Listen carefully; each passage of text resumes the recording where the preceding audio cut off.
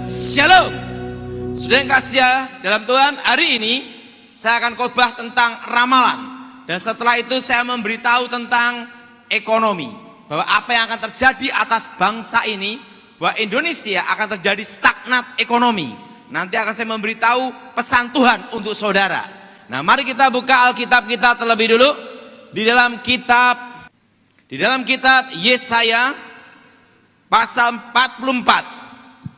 Kitab Yesaya pasal 44 ayat 25 sampai dengan 26. Kitab Yesaya pasal 44 ayat 25 sampai dengan 26. Akulah yang meniadakan tanda-tanda peramal pembohong dan mempermain-mainkan tukang tenung, yang membuat orang-orang bijaksana mundur ke belakang dan membalikkan pengetahuan mereka menjadi kebodohan. Akulah yang menguatkan perkataan hamba-hambaku dan melaksanakan keputusan-keputusan yang diberitakan utusanku, yang berkata tentang Yerusalem, baiklah dididami, dan tempat kota-kota Yehuda, baiklah ia dibangun, aku mendirikan kembali reruntuhannya. Saudara yang kasih dalam Tuhan, dikatakan tanda-tanda peramal pembohong. Alkitab berkata peramal-peramal pembohong. Apa bedanya nubuatan dan ramalan? Beda.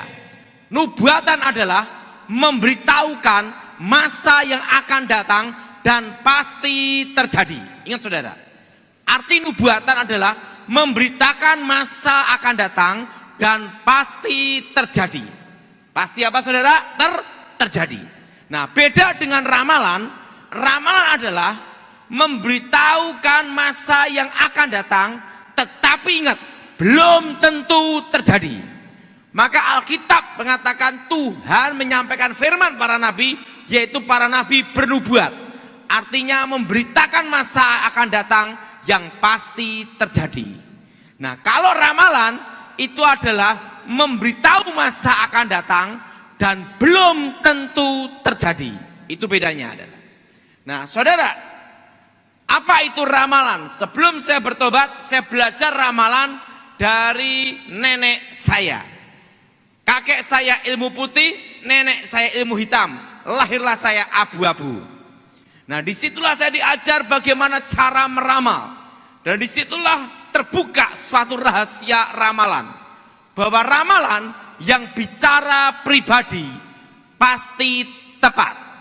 Tapi ramalan yang bicara negara atau dunia atau kampung pasti gagal. Ingat saudara. Nah, jadi ramalan yang bicara pribadi itu pasti tepat. Tetapi ramalan yang bicara negara atau dunia atau kampung pasti gagal. Nah, kenapa? Nah, disitulah saya dibukakan suatu rahasia. Karena nenek saya adalah tukang ramal kartu.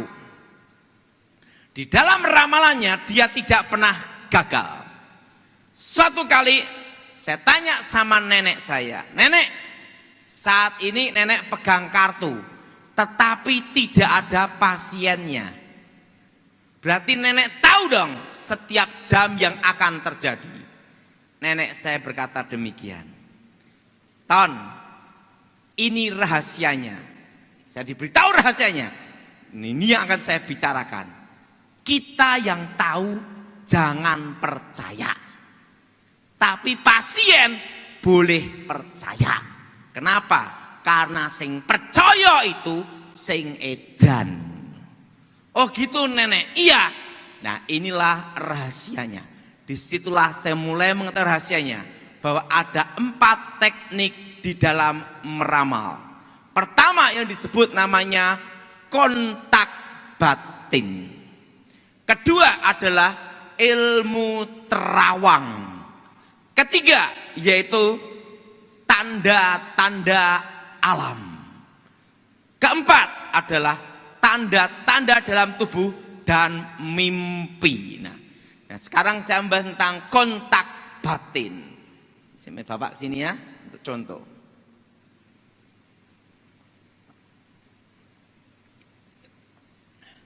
Seorang dukun pasti akan gunakan teknik pertama ini untuk meyakinkan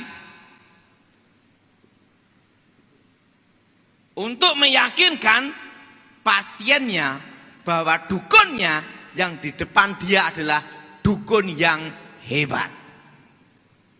Contohnya gini, misalnya Pak Bejo datang ke saya, langsung saya ngomong, Pak Bejo, saat ini engkau baru sakit ambeien. Saat ini kamu dikejar utang dan mau bangkrut. Dan istrimu pun saat ini baru sakit di rumah sakit. Kok bisa tahu Mbah Dukun? Nah,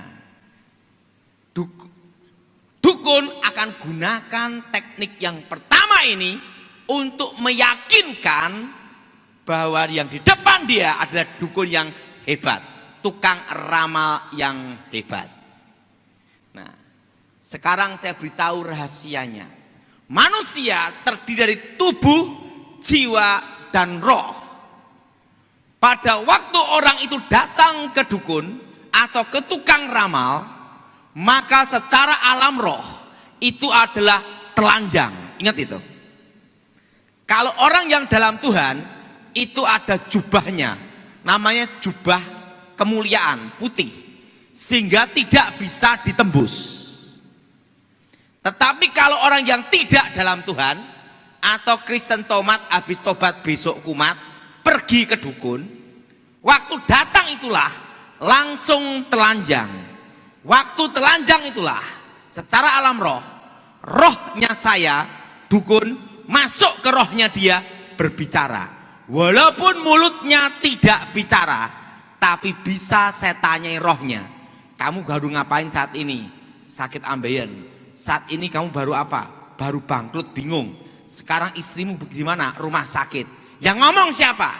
Bukan dari mulutnya, tapi rohnya yang berbicara. Dan pada waktu rohnya ini berbicara, akan terjadi namanya transfer spirit. Ingat saudara, namanya saudara transfer apa? Spirit. Nah, pada waktu transfer spirit itulah maka disebut namanya transfer karakter. Makasih. Makanya orang yang suka ke tukang ramal sifatnya tidak beda dengan tukang ramalnya. Kenapa? Di situ akan masuk namanya transfer karakter. Kalau dukunnya suka berzina, maka yang kena ramalannya dia, masuk kontak batinnya, masuk ke rohnya dia, jadi suka berzina. Nah, kalau orangnya tersebut, dukunnya itu suka tipu-tipu sana, tipu sini, maka masuk ke karakter pasiennya, suka tipu sana, tipu sini. Nah, itu namanya transfer spirit, transfer roh yang disebut namanya kontak batin.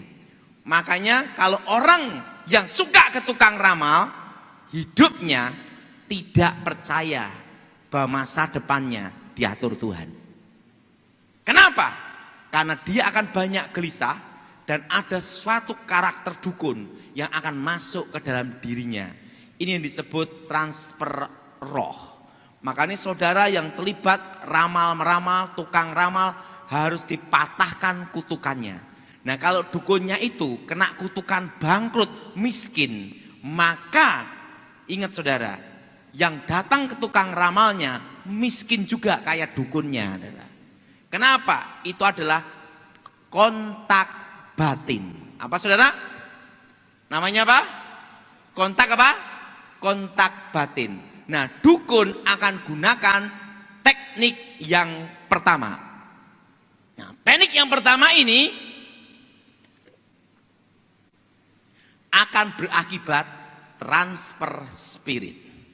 Dan pada waktu transfer spirit, maka akan terjadi apa yang terjadi atas dukunnya akan ke pasiennya. Namanya roh dengan roh yang disebut kontak batin. Kalau dukunnya rumah tangganya ribut, istrinya 5, maka pasiennya nanti akan rumah tangganya hancur. Karena sudah kemasukan sifat karakter dukun itu. Nah, dukun akan gunakan teknik yang pertama ini yang disebut kontak batin. Untuk meyakinkan pasiennya bahwa yang di depan dia adalah dukun yang hebat. Ini yang ketawa-ketawa kesenyum kelihatannya pernah ngalami itu. Nah, harus bertobat. Nah, yang kedua yang disebut namanya ilmu terawang. Nah, udah tahu orang yang tidak percaya Tuhan kalau kehilangan mobil minta tolong ke dukun untuk diterawang dan mobilnya ketangkep. Tapi dukunnya sendiri kehilangan mobil, lapor polisi. Kenapa tidak gunakan ilmunya sendiri untuk menangkap penjahatnya? Karena ada harga yang harus dibayar. Sebelum saya bertobat, saya diajar nenek saya ilmu terawang. Disitulah saya tahu rahasia bahwa di dunia alam gaib itu ada namanya rekaman-rekaman apa yang diperbuat manusia. Alkitab berkata bahwa iblis adalah pendakwa, penuduh. Seorang pendakwa, seorang penuduh pasti punya namanya barang bukti. Nah, di alam roh itulah saya baru mengerti bahwa alam roh itu ada namanya 3 alam.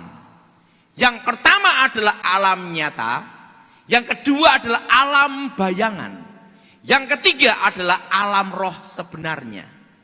Di situ seperti lautan kaca, seluruh dunia bisa terlihat. Di situ saya lihat lautan kaca, dan disitulah rekaman-rekaman apa yang diperbuat manusia. Nah, makanya dukun itu kalau pasien datang, pertama akan memberitahu masa lalu. Karena itu ada rekamannya semua, apa yang terjadi masa lalu. Nah, disitulah saya melihat lautan kaca dan seluruh dunia bisa terlihat. Nah, ilmu terawang adalah digunakan untuk mengungkap kasus pembunuhan, perampokan, setelah itu tindak kejahatan. Nah, sebelum bertobat saya diajar ilmu terawang sama nenek saya. Nah, kalau nenek saya gini, tapi ingat namanya bukan pusing kepala, lain. Gini, langsung gini, syas, kelihatan siapa pencurinya, perampoknya, ada di mana, pasti ketangkap. Nah, kalau saya dulu gini, langsung kayak ada layar gitu, ses. Nah, kalau di dunia nyata itu ada namanya CCTV. Tapi di alam roh itu bukan CCTV. Seperti CCTV tapi bukan CCTV. Rekaman-rekaman apa yang diperbuat manusia.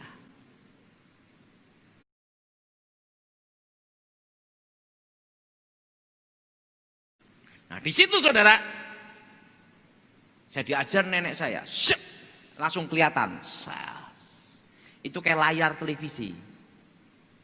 Anak di bawah usia 5 tahun bisa lihat rekamannya itu kayak layar televisi. Oh, penjahatnya ini barangnya ada di sini, jatuhnya barang ke sini, pelakunya ini namanya ini, tangkap jam sekian, pasti ketangkap. Setelah saya mempelajari itu, suatu kali nenek saya punya ayam dicuri orang. Waktu ayamnya dicuri, saya marah. Saya ngomong sama nenek saya, nenek tenang, saya akan gunakan ilmu terawang untuk menangkap siapa yang nyuri ayam nenek. Waktu saya mau baca mantra, nenek saya ngomong, stop, jangan gunakan ilmu itu untuk nangkep ayam. Loh, kenapa? Kutukannya sama ayamnya lebih mahal kutukannya. Loh, ada apa nenek? Tahu enggak? Ini rahasianya Tony. Siapapun yang menggunakan jasa ilmu terawang, maka akan terkena kutukannya, bangkrut seumur hidup. Jadi makanya dulu sebelum saya bertobat, yang sering tanya itu polisi. Makanya polisi yang sering tanya-tanya ilmu terawang, begitu pensiun, bangkrut, habis, sengsara. Tapi kalau polisinya tidak pergi ke dukun, tidak cari-cari pakai ilmu terawang, dia pensiun pun tetap kaya, berharga di hadapan Tuhan, dan diberkati Tuhan. Itu kalau polisinya tidak minta-minta ke dukun. Tapi kalau minta-minta ke dukun, jasa ilmu terawang, pasti akan ngalami itu. Nah, itu caranya gimana? Misalnya kejadian kecurian di Jalan Jenderal Sudirman. Perlu dia tahu bahwa setiap jalan, setiap tempat itu ada namanya roh penunggu. Ada roh-roh penunggu. Nah, langsung kejadian kecurian ini seberapa? Perlu dia tahu bahwa setan kerja 24 jam tetapi dibagi 3 shift. Jadi ingat, itu dibagi 3 shift juga karena ada jam untuk istirahat. Nah, biasanya jam istirahat itu adalah ganti yang jaga itu ada di pohon-pohon. Nah, pohon-pohon besar. Makanya sering ada ngomong, wah ini pohonnya angker. Nah, itu sebenarnya tempat untuk pergantian jaga. Nah, itu. Nah, dan setelah itu rumah-rumah kosong. Makanya rumah kosong itu langsung ditempatin. Kenapa? Langsung untuk pergantian juga. Makanya ada rumah angker, ada namanya pohon-pohon keramat. Itu sebenarnya tempat untuk pergantian. Nah, setan kerja 24 jam dibagi 3 shift. Nah, misalnya kejadian perampokan di bank di Jalan Jenderal Sudirman. Harus tahu jamnya itu, jam 9 pagi. Nah, langsung pasien datang ke saya. Saya sebagai dukun sebelum bertobat, saya tanya dulu, jam berapa perampokannya dan kejahatan itu terjadi. Jam 9 pagi. Oke. Sekarang mintakan tanahnya di sana. Nah, itu harus minta tanahnya di sana. Nah, kejadian hari apa? Hari Rabu pagi jam 9. Langsung sebelum bertobat saya baca mantra untuk manggil. Nah, itu ada yang pakai kembang kantil, ada yang juga pakai itu air kembang setaman. Itu anak di bawah usia 5 tahun bisa lihat. Setelah itu pakai senter, sontolop gitu. Ini kaca, langsung dibacain mantra, langsung senter ditancapkan gini. Jres! Langsung rekamannya akan terlihat. Nah, ada yang pakai telur pun harus telur ayam kampung. Tidak boleh ayam horen Kentucky Fried Chicken. Kenapa? Setannya takut kolesterol. Harus telur ayam kampung atau telur bebek atau telur angsa. Ada yang juga yang pakai yang namanya itu jempol tangan. Baca mantra, bengueng-weng juk vitamin komplit. Kelihatan. Jalannya perampokan. Setan yang jaga hari Rebu kemarin. Tepatnya jam 9 pagi saya panggil. Langsung datang memberikan rekamannya itu. Oh, penjahatnya ini, nama ini, larinya ke sini, tangkap jam sekian. Pasti ketangkap. Tapi ingat kutukannya, siapapun yang minta jasa itu bangkrut seumur hidup. Jelas saudara? Nah, Pak, kenapa ramalan pribadi pasti tepat? Ramalan negara atau dunia pasti gagal. Ini rahasianya. Bapak ini kesini Pak.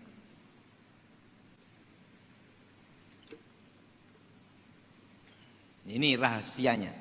Semua ramalan yang bicara pribadi pasti tepat. Ramalan negara dunia pasti gagal.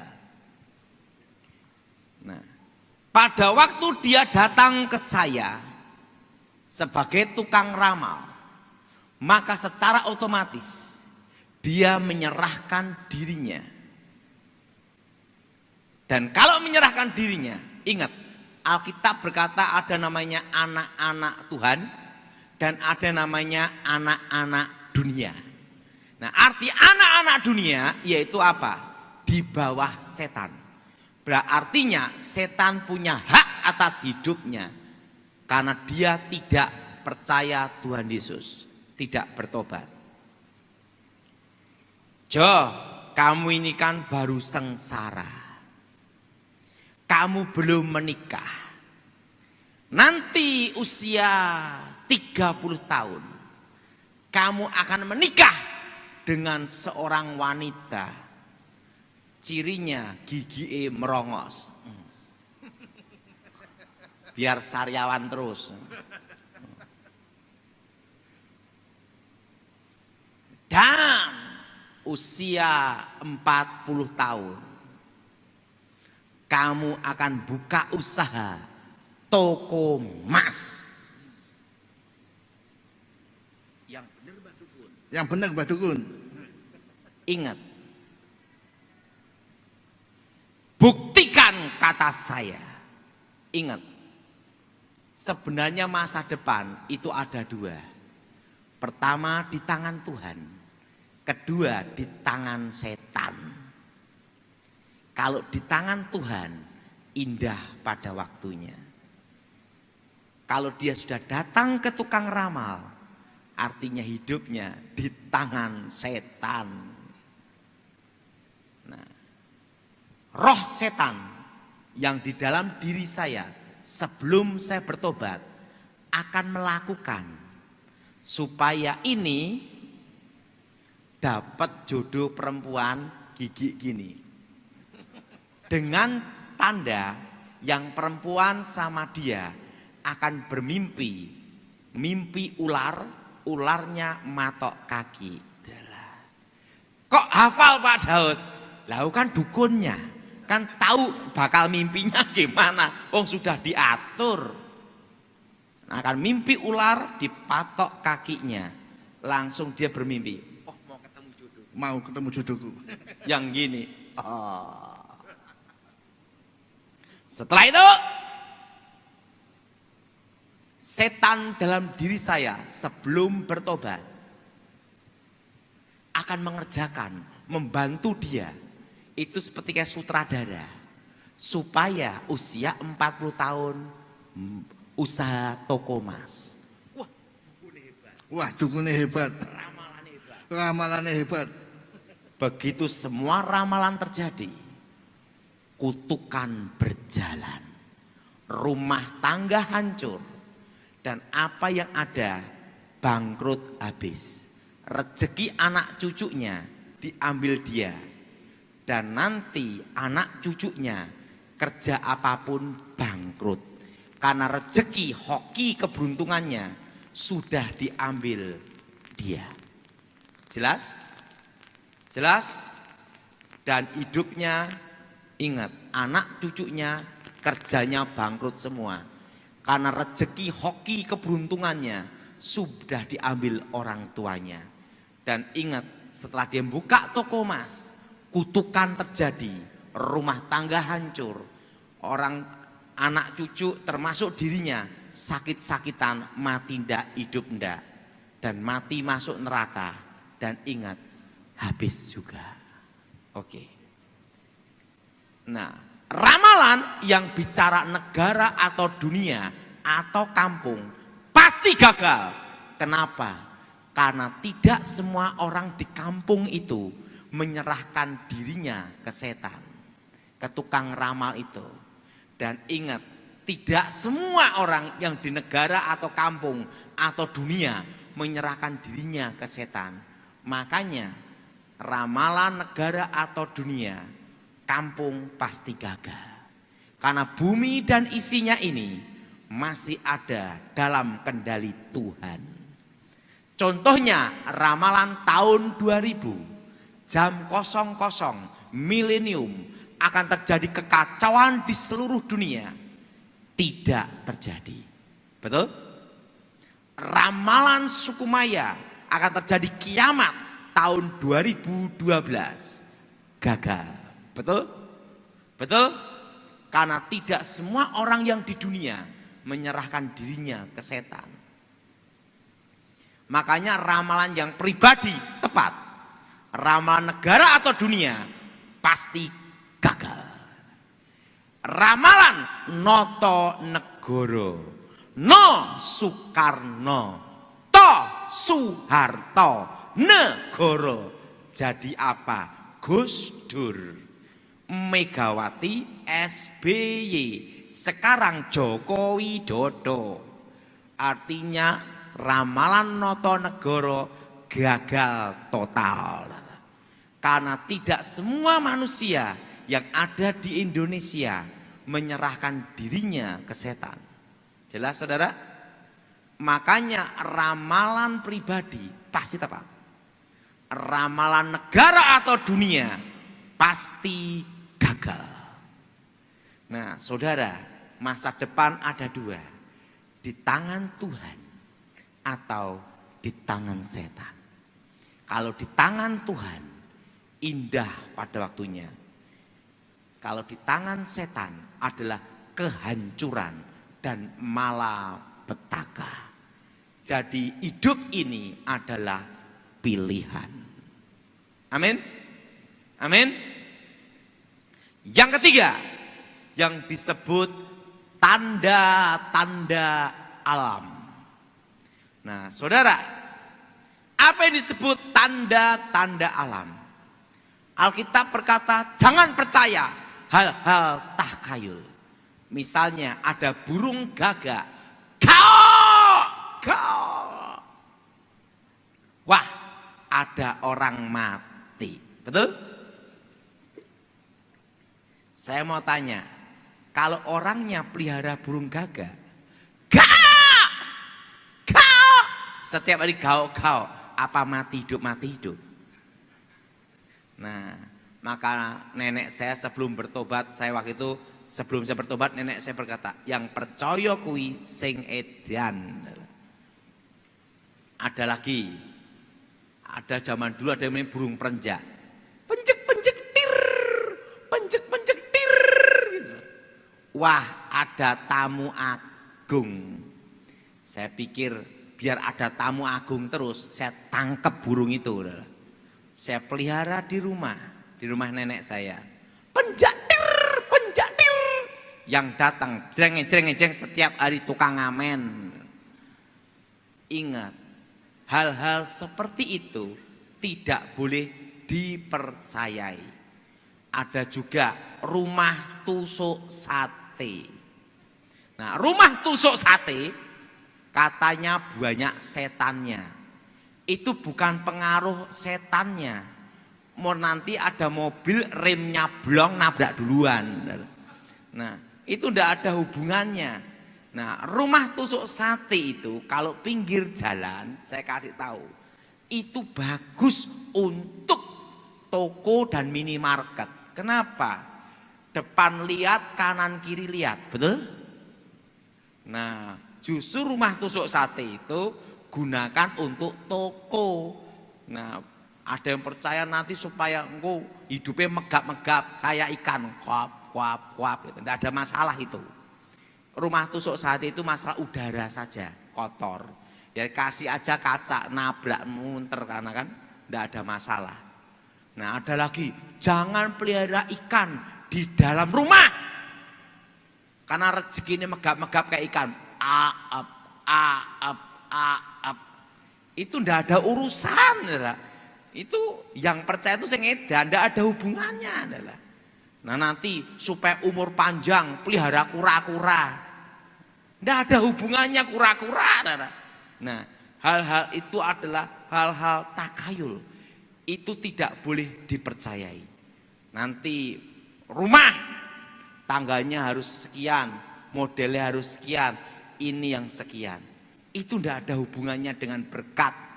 Ingat saudara, kalau datang ke tukang ramal, minta diaturkan bikin rumah, bikin ini, dan ingat artinya rumahmu diserahkan ke setan.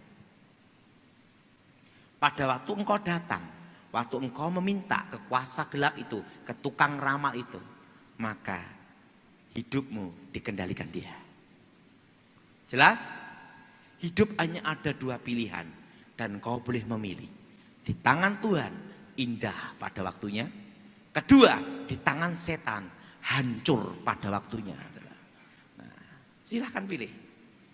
Ada lagi suatu kali saya diminta pelayanan. Pak Daud, ada apa? Saya punya anak perempuan, sering makan di depan pintu. Berat jodohnya. Saya disuruh datang ke rumahnya, tak lihat kaget saya. Waktu itu saya masih bujang, belum menikah. Memang berat. Perempuan itu beratnya 1 kintal. Jalannya gini. Dalam hati saya, tidak usah diramal, tepat. Saya ngomong ini tidak ada hubungan antara jodoh dan pintu. Waktu itu saya tanya gini, Nih, jangan percaya ramalan. Pasti dapat jodoh suami yang baik indah pada waktunya. Wah, orang yang gemuk mulutnya gini lah. Pak Daud, ada apa? Pak Daud sudah menikah belum? Waktu itu saya masih bujang. Kalau sekarang saya sudah menikah punya anak 2. Waktu itu saya masih bujang. Langsung dia gini. Nggak usah jauh-jauh, sama bapak aja. Waduh. Kalau itu cantik langsung saya ngomong kehendakmu yang jadi. Lah kalau ini lewatkan dalam hidupku. Itu saya masih bujang belum menikah. Kejadiannya Michael di Sidoarjo. Saya merasa lupa itu saya. Wongnya lemu melakukannya gini. Waduh. Jadi ingat, kita sebagai orang Kristen tidak boleh percaya hal-hal seperti itu. Perlu tahu, di dalam okultisme, dalam ilmu kebatinan, bulan purnama itu adalah puncak semua ritual ilmu gaib. Makanya selalu ada namanya bulan purnama. Dianggap itu puncak semua ritual ilmu gaib. Makanya segala sesuatu kekuatan gaib itu berhubungan dengan bulan purnama. Mana ada yang tanya Michael ya? Nah itu jawabannya. Nah kenapa ada namanya ritual-ritual itu selalu hari Jumat? Karena hari Jumat adalah hari ke-6. Hari ke-6 Tuhan menciptakan manusia segambar serupa dengan Tuhan. Dan hari yang ke-6 pula Tuhan memberkati manusia dengan berkat masa depan. Beranak cuculah, kuasai bumi. Nah, lawan dari Tuhan adalah setan. Maka setan gunakan kutuk hari ke-6 untuk mengikat manusia dengan kutuk kemiskinan, kehancuran, malapetaka, kesengsaraan, kutuk masa depan. Sehingga ritual kuasa gelap selalu hari ke-6 Jumat. Artinya lawan dari berkat adalah kutuk dan lawan dari kutuk adalah berkat. Artinya berkat adalah kata-kata yang memberikan kehidupan, keselamatan, kejayaan, keabadian, kelimpahan, hidup yang kekal, kemenangan. Nah, kalau kutuk ada lawannya, yaitu apa? Kata-kata yang mengikat, yang menyebabkan penderitaan, kesengsaraan, kehancuran, malapetaka, sakit penyakit, kematian abadi. Itu namanya kutuk. Nah, jadi yang ketiga, kalau saudara percaya tanda-tanda alam itu dan saudara datang ke tukang ramal dan meyakini itu, maka setan akan mengendalikan hidupmu. Hidup hanya ada 2 pilihan. Mau di tangan Tuhan atau di tangan setan. Jodoh juga ada 3. Jodoh di tangan Tuhan, jodoh di tangan manusia, dan jodoh di tangan polisi. Nah itu adalah. Ya. Artinya apa? Digerobyok suruh nikah. Betul? Digerobyok suruh nikah di tangan polisi namanya. Nah, tapi di tangan Tuhan indah pada waktunya. Amin. Nah, yang keempat, Jadi ingat, siapa yang mempercayai itu, ramalan pribadi pasti tepat. Karena apa? Setan akan mengendalikan hidupnya. Yang keempat, yaitu tanda-tanda dalam tubuh manusia. Perlu tahu, ada namanya garis tangan. Ini, kalau nasib dan takdir manusia tergantung di telapak tangan. Saya mau tanya, kalau tangannya kebakar gosong, apa masa depannya hilang? Atau kedua tangannya buntung, apakah masa depannya hilang?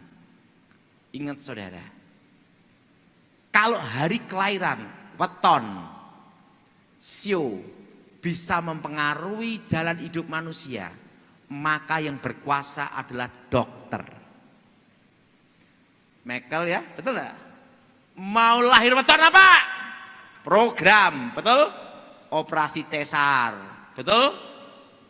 Atau program KB direncanakan tahun berapa, sio apa? Ingat, nasib dan takdir manusia tidak terletak di telapak tangan dan di hari kelahiran. Nah, dulu sebelum saya bertobat kan diajari, hati-hati kalau kamu ketemu seorang perempuan yang jalannya gini, bokongnya megol-megol terus, itu bahaya. Perempuan yang tidak puas dengan nafsu, tukang selingkuh. Tapi buktinya jalan detek gini selingkuh ya banyak. Tidak ada hubungan. Ada lagi, hati-hati dengan wanita, sikil gebuk maling, kaki penggebuk maling. Yaitu apa? Kaki kesebelasan, bodi kebapaan, wajah keibuan, kaki besar lurus. Itu pasti tipe seorang istri yang ingin menguasai suami, mengendalikan suami. Buktinya yang kakinya kecil-kecil lurus-lurus juga mengendalikan, malah menguasai suami juga banyak, betul? Itu tidak ada hubungan. Nah, yang mempercayai itulah yang akan terkena kutuk. Artinya dikendalikan sama setan. Ingat, ramalan yang pribadi pasti tepat.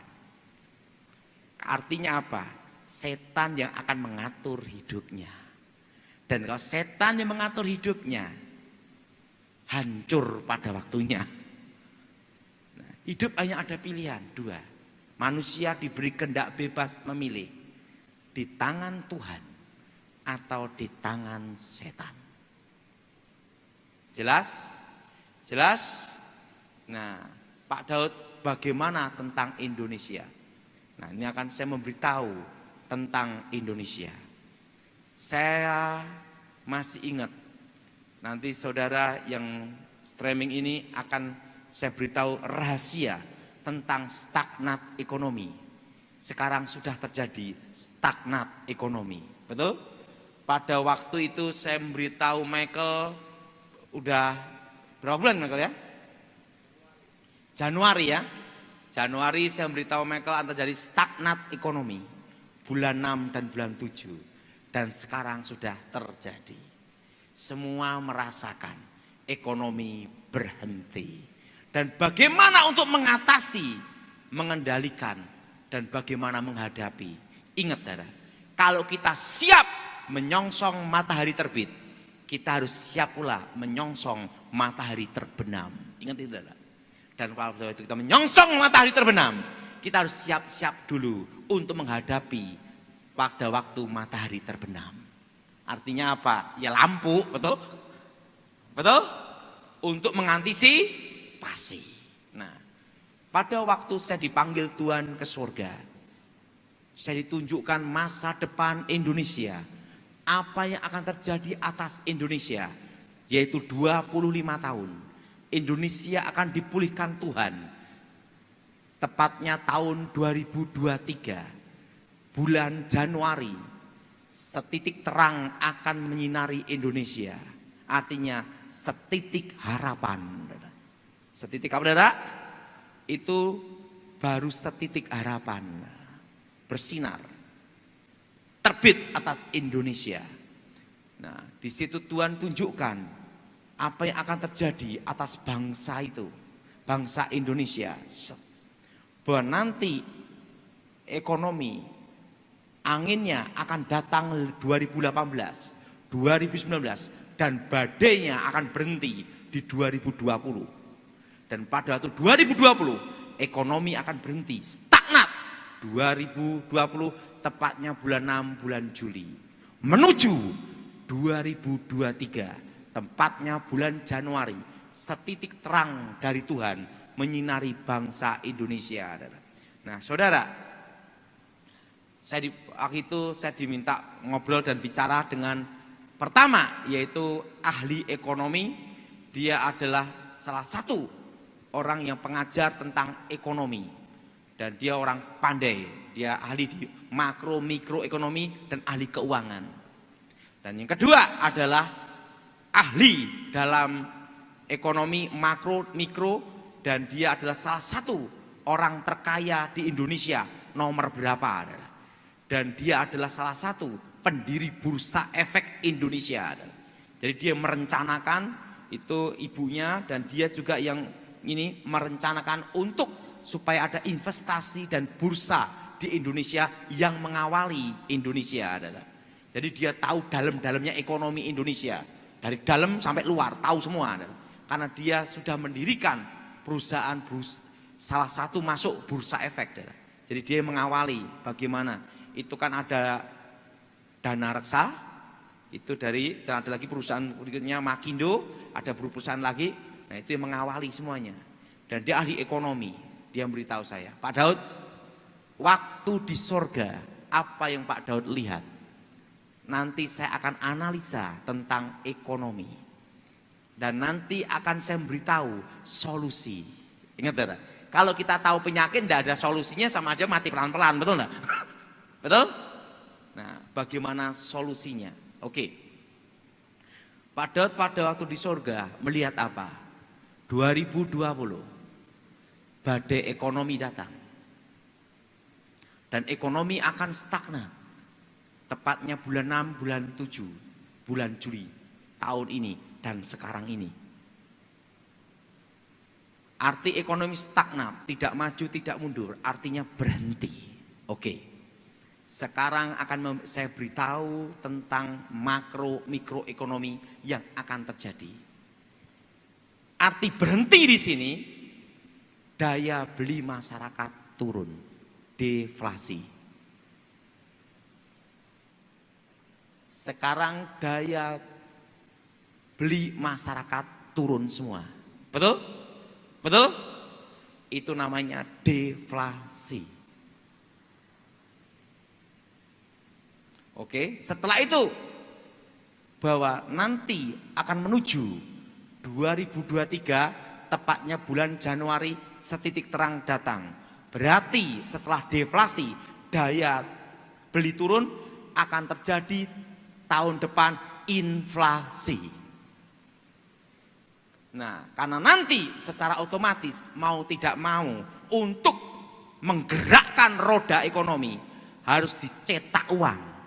Dengan dicetak uang masuk ke perbankan, setelah itu untuk menggenjot ekonomi, maka tahun depan akan terjadi inflasi.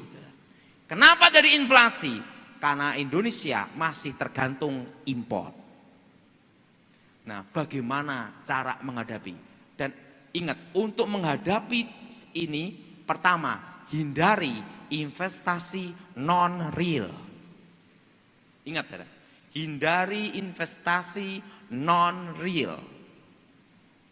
Nah, ini kan baru ribut masalah tentang Indosurya, ya, Indosurya ya.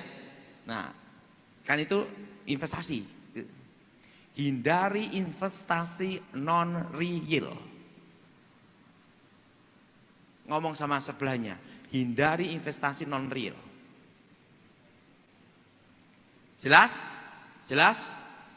Sekarang kenapa harus menghindari investasi non-real? Ini jawabannya. You investasi, uangnya kan digerakkan, diputer. Tapi ekonomi, daya beli masyarakat turun, muternya gimana? Ini nanti kalau investasi non real ini yang berbahaya. Jadi kalau menghadapi, ingat, kita ini seperti menyongsong matahari terbenam. Artinya resesi sudah di depan mata. Kalau resesi sudah di depan mata, hindari investasi non real. Siapa yang setuju angkat tangan? Ingat itu. Hindari investasi non real. Nah, dan yang kedua, investasi yang real. Apa investasi yang real? Ingat saudara, tahun depan akan terjadi inflasi. Pegang rupiah secukupnya. Ingat, karena untuk supaya kita makan, minum, dan hidup. Betul? Betul? Pegang apa? Kalau saudara punya uang saat ini, berapapun uangnya, tapi harus diperhitungkan untuk hidup. Kira-kira sampai 2023 Januari. Kita harus siap-siap ekonomi yang bergerak seperti itu. Uang saudara, kalau investasi, belikan yang real. Tanah, barangnya ada, itu tanah. Kedua, emas. Barangnya ada, emas. Jelas? Jelas? Emas, emas. Tanah, tanah. Investasi yang bakal naik, yaitu apa? Investasi real nyata. Tanah dirampok susah. Harus ada sertifikat dan notaris. Betul? Betul? Emas itu sewaktu-waktu perlu tuker. Dia ngomong, untuk ini investasi dua ini aja. Emas dan tanah. Kenapa? Saya tanya, kalau dolar gimana? Ingat Pak Daud, Amerika mencetak dolar sesukanya dia. Berarti ini pun akan terjadi inflasi. Jadi yang paling aman adalah dua ini. Tanah dan emas. Ingat, kalau mau terjadi inflasi, maka akan diusulkan untuk supaya redominasi, untuk menggerakkan ekonomi. Tapi ingat, ini akan menuju inflasi. Redominasi terjadi atau tidak, tetap inflasi. Itu tahun depan. Dan ingat, harga-harga makanan akan naik semua. Jadi semua harus kelola tanah seperti sering tak khotbahkan dan saya bicarakan terus sama Michael. Ya Michael? Dan saudara, kita harus siap menghadapi matahari terbenam. Kalau kita siap untuk matahari terbit, berarti kita harus siap menyongsong matahari terbenam. Betul? Artinya saudara saat ini, pegang rupiah secukupnya saja. Karena tahun depan inflasi. Kenapa inflasi? Ingat, ini kan dicetak sebanyak-banyaknya untuk menggerakkan ekonomi. Redominasi terjadi atau tidak, tetap tahun depan inflasi.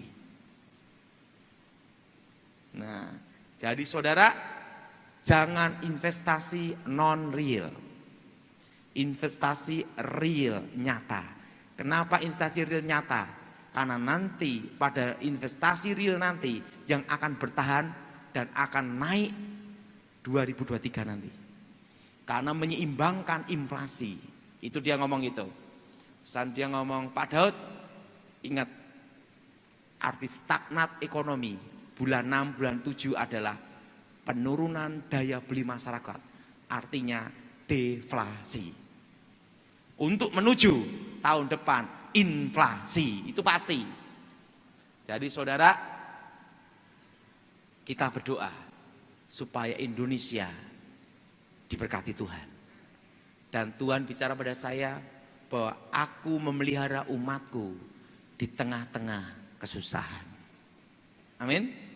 Saudara, pada waktu saya ngobrol sama kawan saya 20 tahun yang lalu, dia ngomong gini, Pak Daud, dikatakan tahun 2020 akan terjadi badai ekonomi. Secara makro mikroekonomi itu dasarnya apa? Dia ngomong gitu. Tetapi sekarang sudah terjawab, Pak Daud. Untuk menggoncang dunia, Tuhan tidak perlu memberikan sesuatu yang besar. Tuhan cukup mengizinkan satu setan lepas dari neraka, setan kecil namanya corona, gitu loh. Itu yang teman saya ahli ekonomi ngomong, Tuhan tidak harus berikan hal yang besar-besar, enggak usah. Cukup Tuhan mengizinkan satu setan, satu apa? Setan lepas dari neraka. Namanya setan corona. Dan ingat, seluruh dunia kacau, betul? Dan ingat saudara, ini akan terjadi deflasi, tahun depan inflasi. Jadi jangan investasi non real, investasi yang real. Saudara, dan jangan utang bank. Kenapa jangan utang bank? Karena tahun ini memang ada kebijaksanaan untuk supaya ekonomi berjalan. Sehingga hanya bayar bunga induknya tidak. Ada yang juga mau induknya tapi sedikit. Tapi untuk supaya apa? Membantu masyarakat. Tetapi kalau bank ngeluarin uang terus sampai tahun depan, bunganya gimana? Kan gitu. Nah, makanya saudara yang ketiga, jangan utang bank. Saya setuju angkat tangan. Karena utang bank nanti resikonya adalah tahun depan. Jelas? Bunga bank nanti. Jadi saudara, kalau orang pergi ke tukang ramal, namanya adalah kutuk ramalan dan berhubungan dengan arwah orang mati. Harus diputuskan dalam nama Yesus. Mari kita berdoa.